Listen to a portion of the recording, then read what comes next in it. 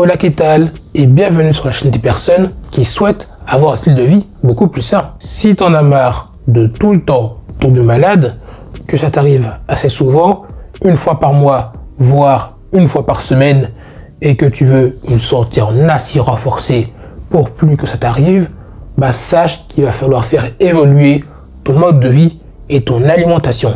C'est la raison pour laquelle dans cette vidéo, je vais vous donner 7 conseils, 7 façons de renforcer ton système immunitaire.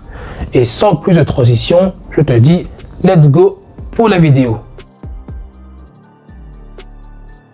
Ce qu'il faut savoir avec le système immunitaire et le sommeil, c'est qu'ils sont étroitement liés. Par exemple, si ton sommeil est insuffisant ou de mauvaise qualité, bah, ton organisme, ton système immunitaire sera beaucoup plus affaibli. Et en soi, c'est un fait. Par exemple, si je peux te raconter une petite anecdote, bah, je me rappelle que j'avais une pote en cours qui dormait entre 1h et 4h du mat, alors que les cours commençaient à 8h15. Et j'ai l'impression que chaque semaine, elle était malade. Donc chaque semaine, elle venait en cours et quelques heures après, elle rentrait chez elle parce qu'elle était éclatée. Preuve que le sommeil, c'est vraiment important. En plus, il y a également une étude qui a été faite sur 164 adultes. Et ce qu'on a constaté, c'est que tous les adultes qui dormaient moins de 6 heures par nuit avaient beaucoup plus de chances de contracter des rhumes que ceux qui dormaient plus de 6 heures par nuit. En plus, ce qui est assez marrant avec le sommeil, c'est que ça nous aide également à guérir quand on tombe malade. C'est pour ça qu'il est recommandé de dormir minimum 7 heures par nuit. Ensuite, consommer plus d'aliments entiers, comme par exemple les noix, les graines, les légumineuses, les fruits, les légumes et j'en passe. En fait, elles sont blindées de nutriments et d'antioxydants, ce qui nous donne un avantage dans notre lutte contre la maladie. Par exemple, les antioxydants permettent de réduire l'inflammation. Ils permettent également de combattre les radicaux libres, qui sont des molécules instables qui peuvent endommager nos cellules. En plus, les antioxydants peuvent également nous permettre d'éviter de contracter certaines maladies. D'ailleurs, tous ces aliments contiennent également des fibres alimentaires et leur particularité, c'est qu'ils permettent de nourrir les bonnes bactéries qui se trouvent dans notre intestin. Parce qu'en fait, les fibres alimentaires, ça se digère pas, du moins pas au niveau de notre estomac. Donc, comme il n'est pas digéré par notre estomac, il va direct dans notre intestin. Dans notre intestin, peut-être que vous le savez, il y a une tonne de bactéries, mais attention, ce sont des bonnes bactéries qui contribuent à notre santé de façon générale, et les nourrir permet de rendre ces bactéries beaucoup plus fortes, ce qui est bénéfique pour ce qu'on appelle le microbiote intestinal. N'oubliez pas de consommer des bonnes graisses. C'est vrai que quand on entend le mot graisse, ça peut avoir une consonance assez négative, mais pour autant, les graisses, c'est super important pour la santé. En plus, les oméga 3, en fait, c'est un type de bonne graisse. C'est pour ça qu'on appelle ça acide gras oméga 3. D'ailleurs, on peut en retrouver pas mal dans l'huile d'olive, le saumon, même les graines de chia et j'en passe. Et leur particularité, c'est qu'ils ont des propriétés anti-inflammatoires. Alors, petit rappel, il existe 2 types d'inflammation. L'inflammation aiguë, c'est une inflammation qui est de courte durée et en plus, c'est une réaction naturelle créée par notre corps quand il détecte des blessures, des maladies, etc. Donc, c'est un moyen de lutter contre la maladie. Et il existe un deuxième type d'inflammation qu'on appelle l'inflammation chronique. Et ça, c'est pas cool parce qu'elle persiste beaucoup plus longtemps sur la durée. Et quand l'inflammation dure beaucoup trop longtemps, ça peut entraîner des graves problèmes de santé. C'est pour ça que c'est important les anti-inflammatoires. D'ailleurs, l'huile d'olive est un anti-inflammatoire qui a été associé à une réduction du risque de maladie cardiaque.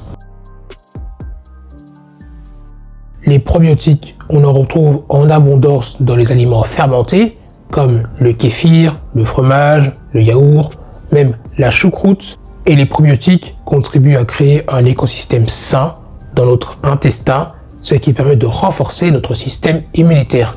D'ailleurs, petite précision, évitez de confondre probiotique et prébiotique. En fait, un probiotique, c'est une bactérie, c'est la bactérie directement en fait. Et les prébiotiques, c'est ce qui permet de nourrir des bactéries. Voilà, parenthèse fermée. D'ailleurs, il y a une étude qui a été faite sur 152 personnes qui avaient été infectées par un virus. Et ce qu'on a constaté, c'est que les personnes qui consommaient beaucoup plus de probiotiques avaient une réponse immunitaire beaucoup plus forte. Ce qu'il faut savoir sur les sucres ajoutés et les glucides raffinés, c'est qu'ils jouent un rôle assez prépondérant dans les problèmes d'obésité. Et le problème, quand on est obèse, c'est qu'on a beaucoup plus de chances de contracter des maladies. Par exemple, il y a une étude qui a été réalisée sur plus d'un millier de personnes, plus de 1000 personnes, et cette étude a montré que les personnes obèses avaient 2 fois plus de chances de choper une grippe que les personnes qui ne l'étaient pas. Mais heureusement, il existe une solution assez prometteuse, et cette solution, c'est réduire le sucre, tout simplement. En fait, quand tu réduis le sucre, tu réduis directement ton risque de développer des maladies cardiaques, tu réduis tes chances de te choper un diabète, tu réduis l'inflammation chronique dans ton corps, et j'en passe. Pratiquer une activité physique permet également de renforcer son système immunitaire. D'ailleurs, il y a une étude qui a montré que les vaccins étaient beaucoup plus efficaces sur les personnes qui pratiquaient du sport de façon modérée. En plus, les sports modérés, t'en as plein. T'as la natation, t'as le vélo, la marche à pied, l'escalade, et j'en passe. Franchement, il y en a tellement que je pense qu'il y a quand même moyen que tu trouves un sport qui te plaît. En plus, selon l'OMS, qui est l'Organisation mondiale de la santé, il est recommandé de faire à peu près 150 minutes de sport par semaine, ce qui représente 2h30 de sport par semaine, ce qui représente une demi-heure de sport 5 fois par semaine. Et franchement, faire une demi-heure de sport du lundi au vendredi, c'est plus que faisable. Rester hydraté permet également de favoriser un métabolisme sain, parce que même si ça peut paraître assez anodin, et la déshydratation, l'air de rien, ça peut entraîner des maux de tête, une réduction des performances physiques, une réduction de la concentration, et j'en passe. Donc, si tu veux rester hydraté, bois de l'eau jusqu'à ce que ton urine ait une couleur jaune pâle. Pas blanc, parce que si ton urine est transparente, c'est que faut calmer la cristalline, parce que ça veut dire que tes reins sont sursollicités, et du coup c'est pas nice non plus. Et si ton urine est trop foncée, ça veut seulement dire que tu bois pas assez, et ça non plus c'est pas nice. Et je sais pas si c'est important de préciser que ce qu'il faut boire c'est de l'eau, et pas du coca. Le coca, la bière, ce que tu veux, c'est pas de l'eau tout ça, enfin pas vraiment.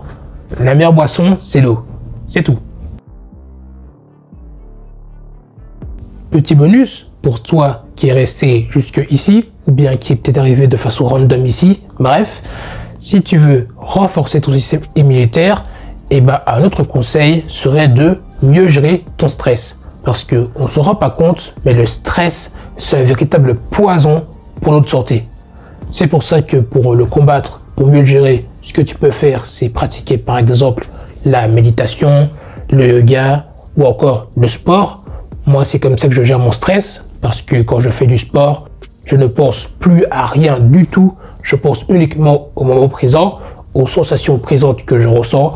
Et pour moi, c'est la meilleure façon de décompresser. Après, c'est mon avis, il est subjectif, mais c'est mon avis. J'espère que cette vidéo t'aura plu, que grâce à cette vidéo, tu seras en meilleure santé.